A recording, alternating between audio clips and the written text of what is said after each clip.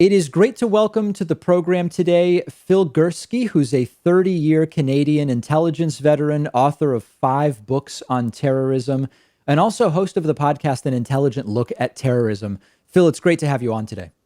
Hey, it's great to be here, David. Thanks for inviting me on the show. So, I mean, where to start, right? I guess the war on terror has now been waged for decades.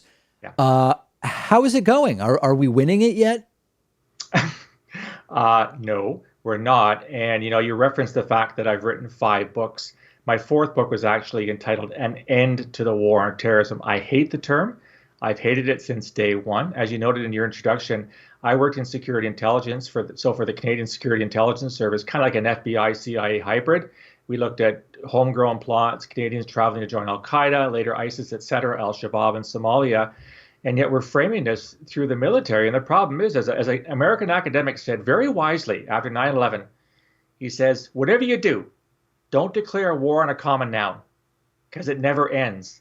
Think of the war on drugs in your country, think on the war on poverty, think on the war on any common noun. Because he said, common nouns don't surrender, whereas proper nouns do. So you ask me, how's it going? It's going well and not so well. Well, in the sense that in your country and mine, we're not seeing terrorist attacks on a regular basis. Let's face it, that's true. And yet, if you look at the news on any given day, David, which I do as a regular course, even though I'm retired, I'm still involved in this business. Every day in Afghanistan, Somalia, or Nigeria, or Iraq, or Syria, there's an attack. And in several cases, many attacks per day in those countries. So it's going both well and not so well, depending on your perspective, I guess. Here in the United States, there is an interesting report from the Anti-Defamation League, which I've referenced before, which looked at a politically based domestic terror killings, so to speak.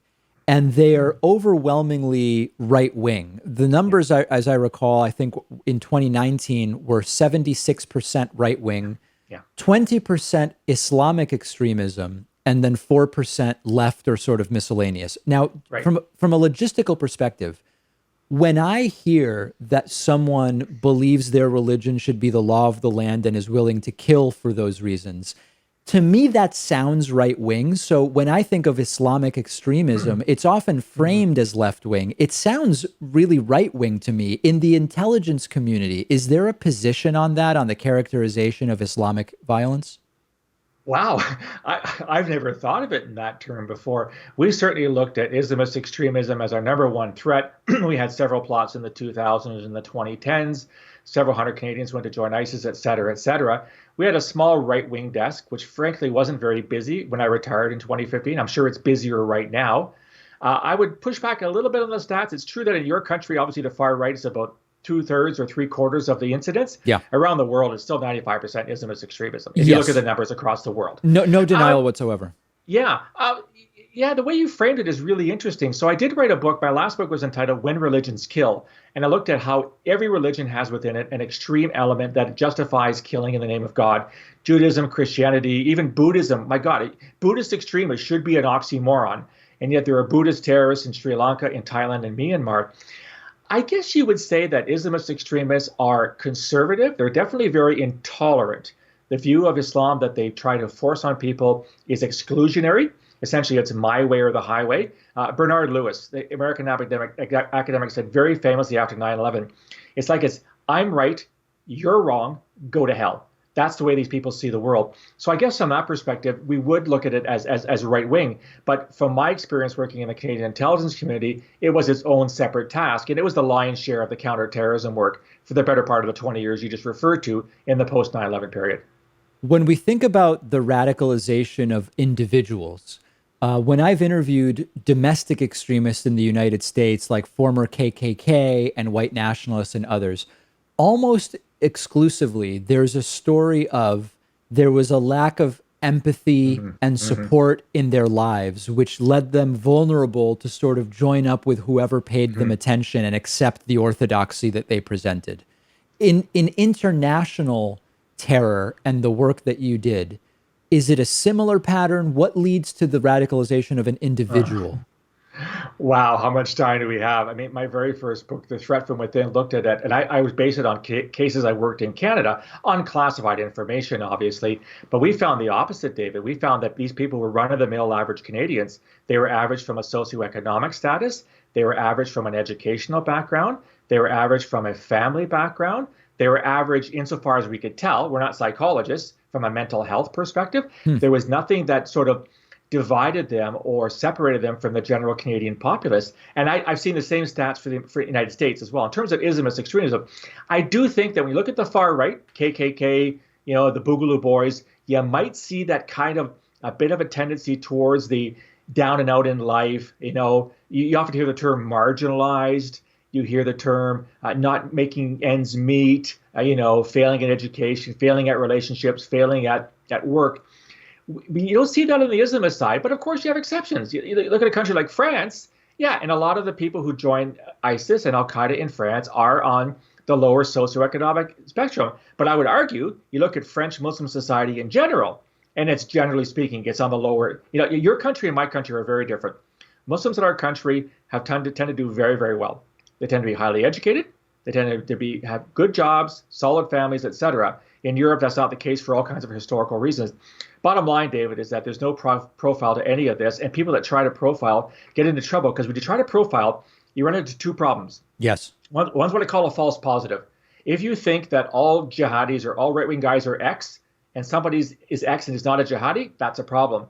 And then if you say that no jihadis are well-educated or no KKK are well-educated, the first guy with a PhD you don't look at because he doesn't fit your profile. So when when I worked for the Canadian Security Intelligence Service, we didn't have a profile. We looked at activity. We looked at online statements, which we had warrants to intercept. We looked at what they said and what they did, not who they were, where they came from, or what their particular circumstances were. And I think that was successful for us. When it comes to the leaders of terrorist organizations, over the last 20 years, we've all seen endless headlines of the number 2 was killed, the number 3, whatever. Yeah, yeah. How important is that to actually fighting terror? And I'll make the question sort of a two-part question.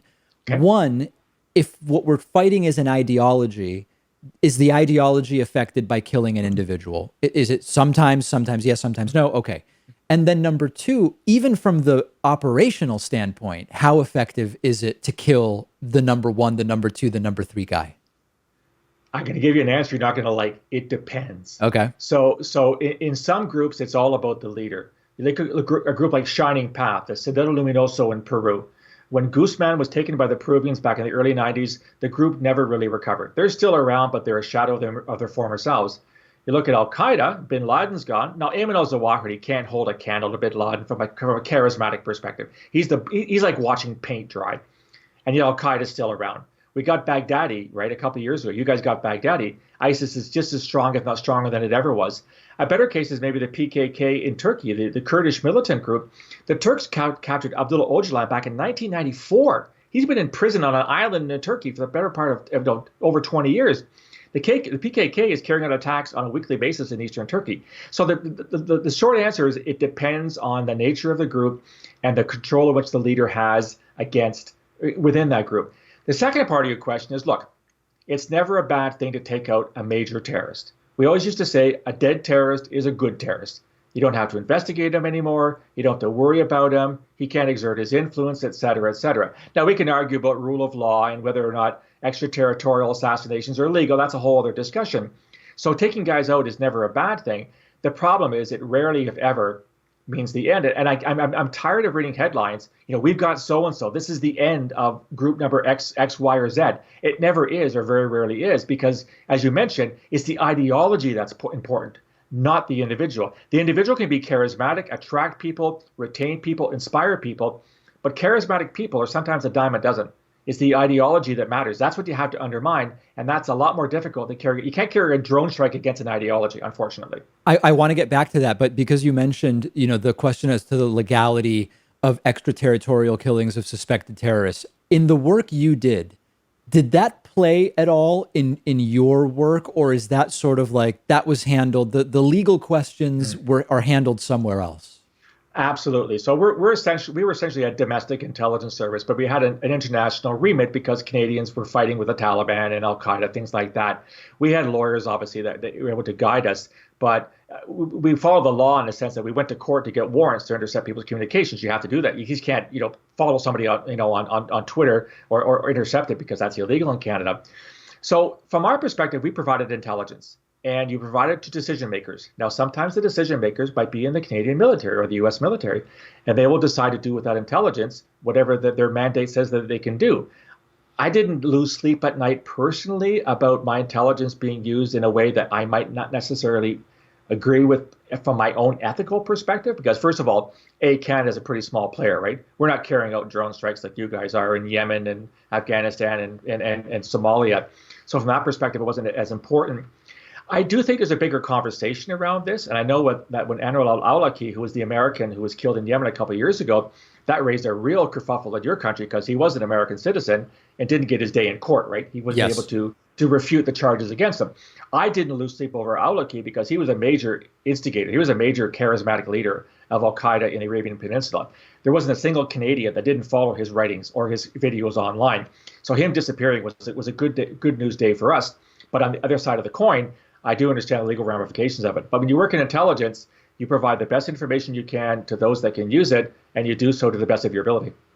Okay, so now that being kind of framed in terms of your work, when we think about what does work to root out an ideology, I mean, is it one area that doesn't seem to be discussed enough is sort of the economic situation in the source countries. Mhm. And when we talk about undocumented immigration here in the United States, the current administration talks about walls and they talk about, Yeah. jail and all this stuff. If the economic circumstances were better in the source countries, the demand for trying to come to the United States illegally would decrease dramatically. Does that apply to Mm. thinking about the ideologies that rise and the way in which people can be indoctrinated? Can that be separated from the context in which these countries are existing? You're asking really tough questions for me on Canada Day. That's a tough one. Again, it depends because if you look at 9/11, for example, 15 of the 19 hijackers that attacked New York and Washington were rich Saudi individuals. They didn't Right. have any socioeconomic problems. I do think that it obviously makes sense from a humanitarian and global stability perspective to make sure that every country is as economically feasible and workable as possible. And yes, it might in fact prevent or convince people to stay at home rather than come to Canada, United States. I mean, we take in 1% of our population every year by immigration. We take in 300,000 people a year. So it's 1%. Your country has a similar high rate. I mean, it did under the current president, maybe not so much. So I think that, put it this way, David, it can't hurt, but I'm not necessarily certain that it would be enough to undermine the ideology. The ideology has to be undermined by the vast majority of people who live in that greater polity, be it Islam or Buddhism or Hinduism or Judaism, whatever, who fight against it, who say this is not what we represent. This is not what our faith tells us to do. This is not what the founders of our religion said is a good thing to do. It's only those people that can say this is wrong. We're not going to support it, and we're going to actively undermine what you're trying to do. That to me, and I've seen it happen here in Canada on a limited scale, that to me is the only way we're going to say, get rid of the Islamist extremist ideology or the Hindu extremist ideology in India, which is very worrisome, by the way, these days with what Modi is doing with his support from very violent Hindu extremists in the RSS and other parts of Indian society. Those are the people that have to stand up with our support and basically talk down and get rid of the ideology that is being spewed by a very small minority within their communities. Let's not exaggerate this, right? Very, very few people espouse this ideology. They Well, happen to be that's very. why, I mean, that's why when I hear you saying it has to be made clear by everybody else that this is not acceptable, it seems that that's already sort of the case, right? I mean, I guess what you're saying sounds so intuitive, and yet it starts to sound sort of like, where are all of the moderate Muslims denouncing this? And Yeah. it's like, well, they are, right? I mean, it's so it starts to get into sort of dicey territory because you're already talking about such a small portion of of any population. Well, I would also counter that you're not going to get rid of this ideology. It's not going to disappear tomorrow. I mean, communism, which we fought against, I started my career in the Cold War in 1983. It was all Soviet Union, this Soviet Union, that founded. And yet, look what's happening now in modern Russia. You could argue it's a resurgence of the communist ideal or whatever you want to call it. So the ideology is not going to, vanish poof one day into the ether. It's always going to be there. What you're trying to do is to make it such that it's an irritant, not an all-encompassing sort of I don't know, this obsession you have. It's all terrorism all the time, but it's not all terrorism all the time. In my country, and I'm actually researching a book on the history of terrorism in Canada from Confederation, which is 153 years ago today. We've suffered at most 20 attacks in 153 years. Now, mind you, we went a century between attack one and attack two, but you get my point, right? We're not Afghanistan. We're not Somalia. We're not Nigeria. We're not Yemen. Neither is your country. Neither are most countries in Western Europe. So how can we get away from this obsession about terrorism? Let our counterterrorism agencies do their jobs, as well as law enforcement, get citizenry involved to talk these guys down, to either ignore them or to counter their views. But let's not think that we're suddenly existentially threatened by terrorism. This is not an existential threat, David. It is if you're for an Afghan. It's not if you're an American, and it's not if you're a Canadian. We've been speaking with Phil Gurski, who's a 30-plus year Canadian intelligence veteran, author of 5 books on terrorism, also hosts the podcast, An Intelligent Look at Terrorism. Phil, I so appreciate your time today. My pleasure, David. Maybe we can do this again sometime.